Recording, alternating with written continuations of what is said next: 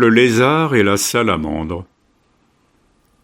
Un lézard assoiffé, un jour de canicule, s'approcha tout de go d'un ruisseau presque à sec, pour tenter d'avaler quelques gouttes en son bec, son cerveau ballotté comme des testicules. Surplombant un trou d'eau, d'un coup il se recule, apercevant au fond, taché comme un bon bec, peinturluré de jaune, un bien singulier mec, se complaisant dans l'eau comme des lenticules. Le prenant à défaut pour ce qu'il n'était pas, le reptile aussitôt avança d'un grand pas, dans un plouf magistral, lui faisant lors comprendre que l'expérience acquise est toujours un grand bien, comme il l'a découvert par cette salamandre, s'abreuvant par la peau, comme tout amphibien.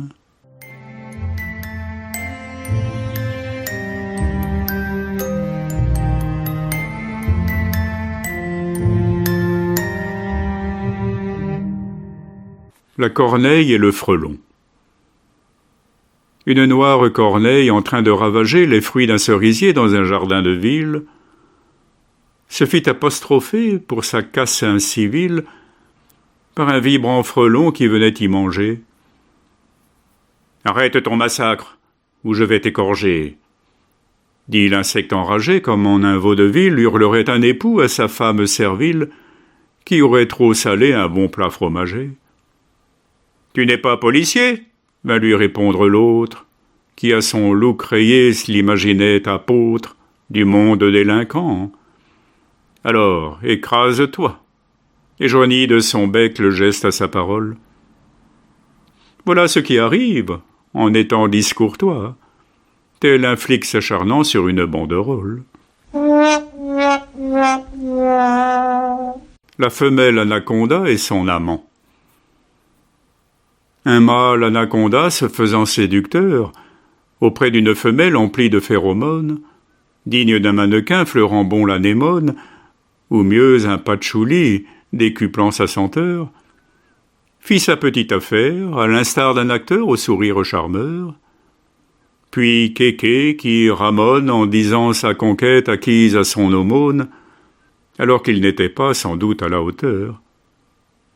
Ce n'est pas différent pour l'homme qui s'engage avec sa dulcinée, et qui d'un coup dégage, avant de se vanter auprès de ses amis, d'avoir su éconduire en toute fin la belle, alors que c'était lui son meilleur ennemi, ne pouvant supporter qu'elle était trop rebelle.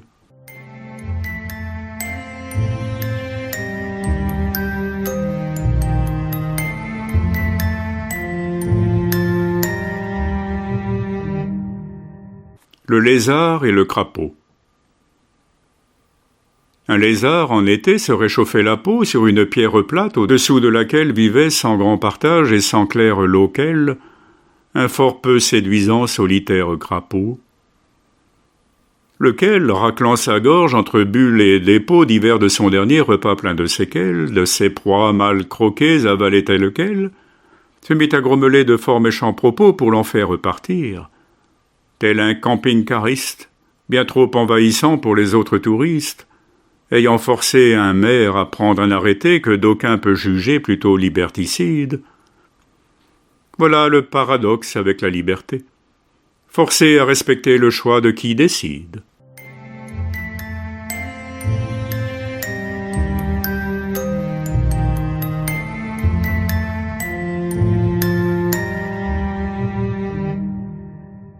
Le lézard et l'escargot. Lorsque l'on rend possible un beau jour l'improbable en milieu naturel grâce à l'humanité, celle-ci devrait bien tout d'abord s'inquiéter, plutôt que d'en rester sans cesse imperturbable. La biodiversité ne rend guère probable, en effet, la rencontre entre des quantités d'espèces d'animaux sans similarité dans leur comportement, leur régime absorbable ou leur mode de vie. À l'instar du lézard qui ne peut côtoyer par le plus grand hasard, au cours de ses sorties autrement que pluvieuses, le gluant escargot, qui, lui, fuit le soleil, dont le leste reptile à la carcasse envieuse ne peut pas se passer jusque dans son sommeil.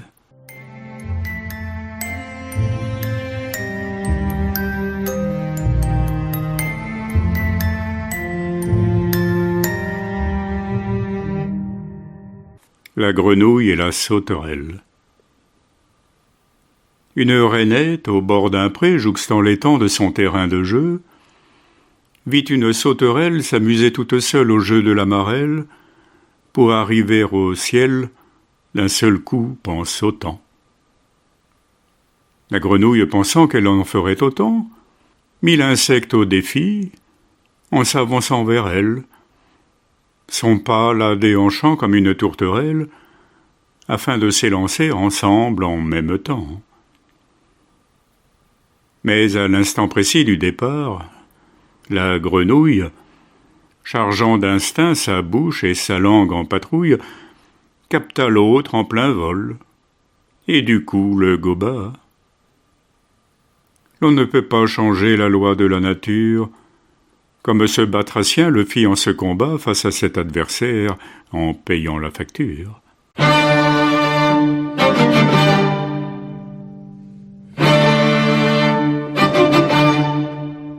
La grenouille et le lézard. Une grenouille en nage, un jour de canicule, marchait péniblement sur son marais à sec, lorsque sur son chemin, un lézard, couleur teck, surpris en son sommeil au soleil, articule au nez du batracien. « Oh, oh, Hercule, tu ne sens rien dessous ton pied tout en Y, qui me marche dessus, et qui me mouille avec. Allez, ouste, dégage, avance ou bien recule. Mais je te croyais beau, comme tous mes têtards. » lui répond aussitôt la rainette en pétard, ne pouvant maîtriser sa subite colère, à l'instar des humains, qui, subissant un deuil, ne le supportent guère et vivent une galère qui leur fait perdre tout jusqu'au simple coup d'œil.